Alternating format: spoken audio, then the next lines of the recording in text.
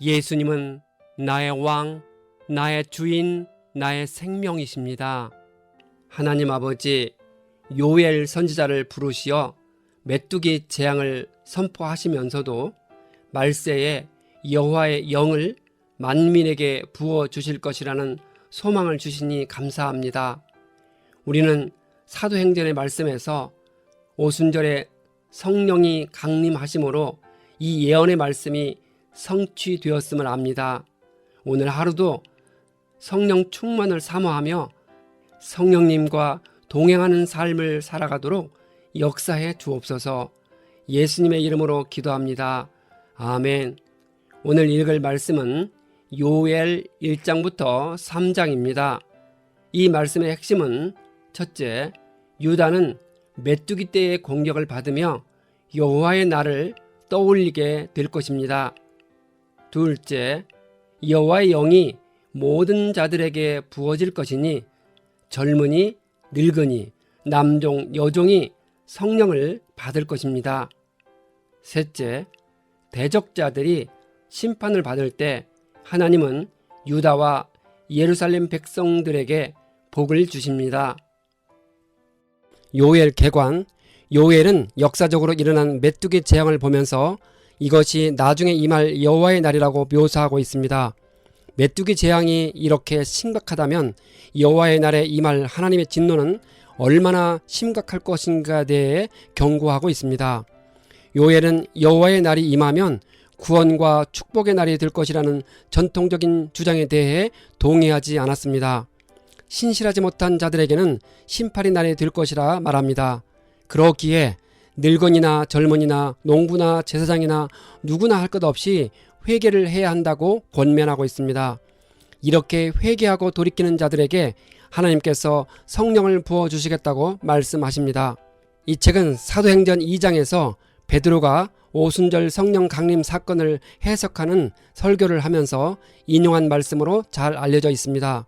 즉 사도행전 2장 16절부터 21절까지 기록된 말씀으로 선지자 요엘을 통하여 말씀하신 것이니 일러스되 하나님이 말씀하시기를 말세에 내가 내 영을 모든 육체에 부어주리니 너희의 자녀들은 예언할 것이요 너희의 젊은이들은 환상을 보고 너희의 늙은이들은 꿈을 꾸리라 입니다. 또 사도 바울도 누구든지 여호와의 이름을 부르는 자는 구원을 얻을 것이라는 복음의 핵심을 설명할 때 요엘서 2장 32절의 말씀을 인용했습니다. 이 책의 저자는 1절의 말씀에 근거하여 부두엘의 아들 요엘로 인정합니다. 하지만 어느 시대를 배경으로 언제 기록되었는지는 확실하지 않습니다.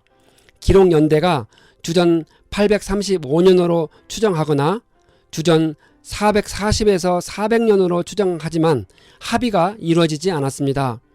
여기서는 몇 가지 이유로 바벨론 3차 포로 이후로 보고 있겠습니다. 첫째, 바벨론 침공이 과거의 사건으로 기록되어 있기 때문입니다. 둘째, 예루살렘의 정복이 언급되었기 때문입니다. 셋째, 어떤 왕도 언급되지 않았기 때문입니다. 넷째, 바벨론이 유다를 정복하는 동안 에돔이 유다인들을 괴롭히고 탈취한 내용이 기록되어 있기 때문입니다. 다섯째, 성전에 대한 언급이 여러 곳에서 나오지만 이 성전이 솔로몬 성전이냐 혹은 스룹바벨 성전이냐에 따라 큰 차이를 보입니다. 1장, 부두엘의 아들 요엘에게 임한 여호와의 말씀입니다. 늙은 자들과 유다 땅에 사는 사람들에게 들으라고 선포합니다. 여기서 늙은 자들은 유다 사회의 지도자들인 장로들을 가리킵니다. 요엘 시대의 유다의 각 사회의 공동체는 존경받는 장로들에 의해 다스려졌다고 봅니다.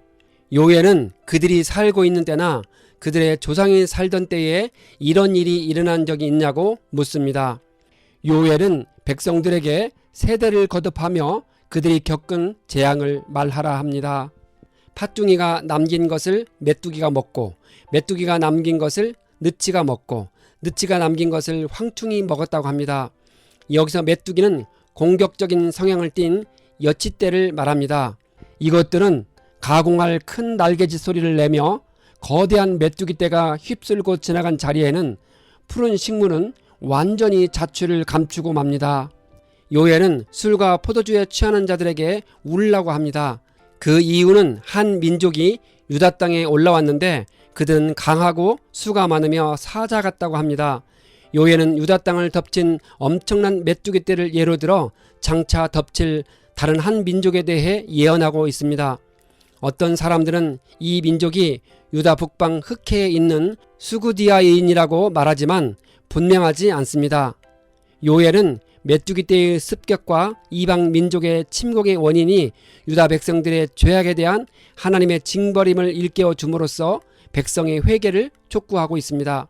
유다 백성은 처녀가 어렸을 때 결혼하기로 서약한 약혼자를 잃은 것처럼 슬퍼해야 한다고 합니다. 마치 결혼하지도 못한 상태에서 남편을 잃었다는 것은 처녀에게는 그만큼 크고 애절한 슬픔이었습니다. 소재와 전제가 여호와의 성전에서 끊어졌고 여호와께 수종드는 제사장은 슬퍼합니다. 밀과 보리를 거둘 수 없고 포도나무가 시들었고 무화과나무가 말랐으며 석류나무와 대추나무와 사과나무와 밭의 모든 나무가 다 시들었으니 농부의 즐거움이 사라졌다고 합니다. 요엘은 제사장들에게 소재와 전제를 하나님의 성전에 드리지 못하니 굵은 배를 동이고 슬피 울라 합니다.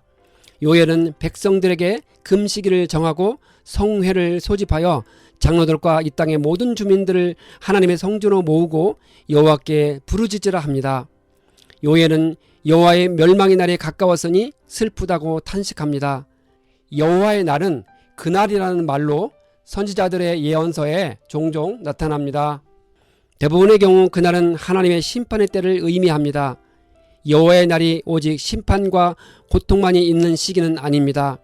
하나님의 심판이 지나고 나면 새롭게 정화된 자기 백성에게 용서와 구원을 베푸시는 은혜의 시기이기도 합니다. 요엘은 백성들에게 먹을 것이 끊어졌고 하나님의 성전에서 기쁨과 즐거움이 끊어지지 아니하였느냐고 묻습니다. 곡식은 흙 속에서 썩어버렸으니 창고가 비었다고 합니다. 들판에 먹을 풀이 없으니 소와 양 등 가축대가 울부짖습니다. 요엘은 목장의 풀이 다 타고 있음을 보고 주님께 간구하고 있습니다. 2장 요엘은 여호와의 날이 임박하였으니 시온에서 나팔을 불며 주님의 거룩한 산에서 경고의 소리를 질러 이 땅 주민들로 다 떨게 하라 합니다. 예로부터 나팔은 성회를 선포하거나 혹은 전쟁의 위기를 알릴 때 불었습니다. 여기서는 임박한 전쟁을 경고하기 위해 불었습니다. 어둡고 캄캄한 날이 오겠으며 황무지만 남아있을 것이라 합니다. 이렇게 된 이유는 많고 강한 백성이 이르렀는데 이 같은 것은 옛날에도 없었고 이후에도 대대에 없을 것이라 합니다.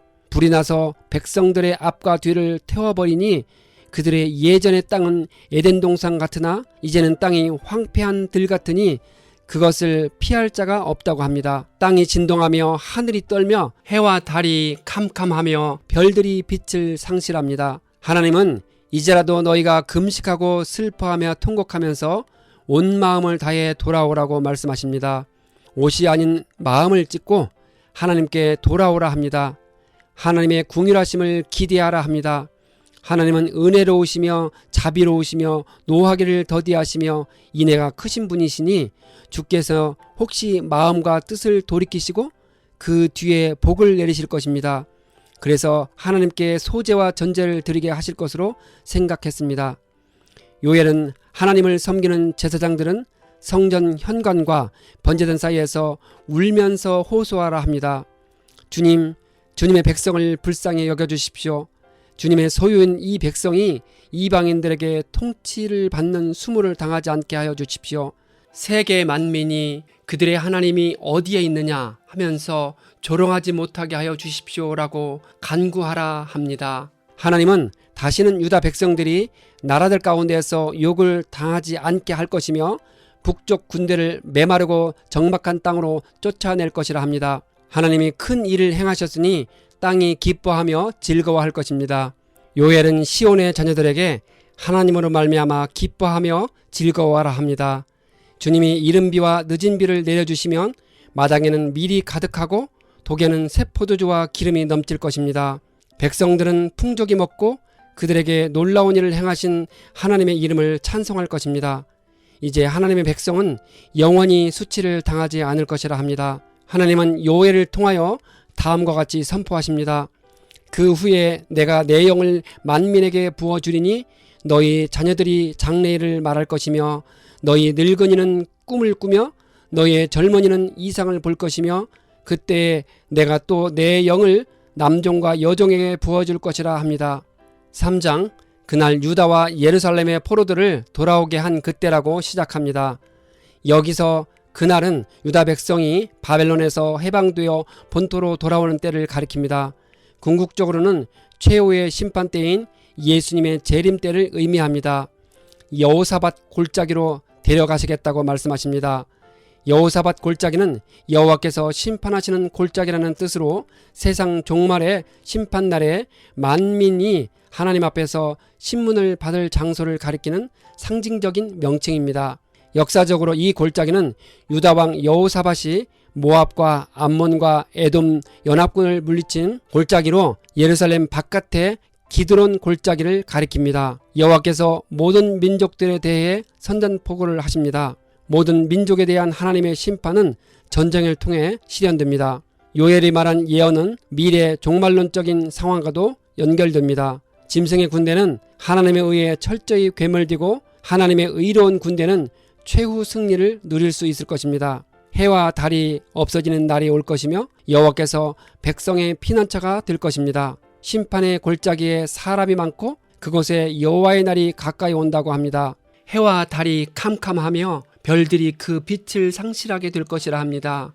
이런 현상은 1차적으로 큰 전쟁이 끝난 후에 곳곳에서 치솟는 시꺼먼 연기가 하늘을 온통 뒤덮는 모습일 것입니다. 종말론적으로는 예수님의 재림 때에 세상에 대한 하나님의 심판으로 천체가 빛을 잃고 흔들리는 현상을 의미합니다.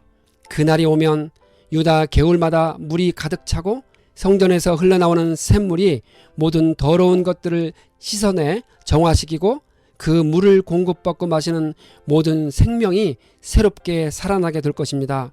그러나 이집트는 황무지가 되고 에돔은 황량한 사막으로 바뀐다 합니다.